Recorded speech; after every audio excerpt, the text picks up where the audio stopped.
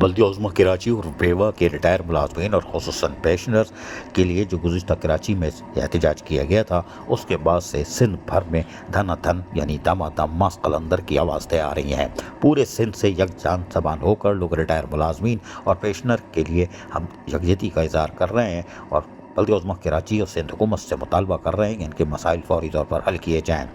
بلدیہ عظمیٰ کراچی اور ٹاؤنز کے ریٹائر ملازمین اور پینشنر کی پینشن اور واجبات کی عدم ادائیگی کے خلاف لاڑکانہ، سکھر، ڈھیرکی، پنو عاقل، کوٹی جی، خیرپور میں all Pakistan local government worker federation کی کال پر پریس کلبوں کے سامنے زبردست احتجاجی مظاہرے ہوئے۔ مظاہرین نے یکجہتی کا اظہار کیا اور مطالبہ کیا کہ فوری طور پر ٹاؤنز کے ریٹائر ملازمین کی پینشن کیسز جمع کر کے ان کی پینشن ادا کی جائے اور 2017 سے ریٹائر ہونے والے ملازمین کے گریجویٹی فنڈ وغیرہ کے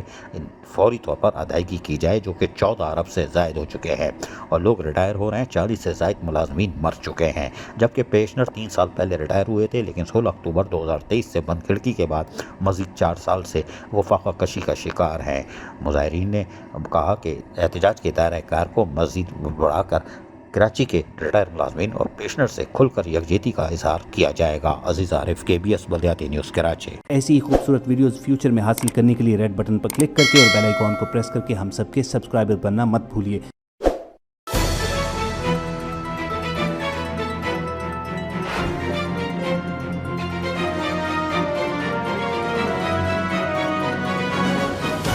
KBS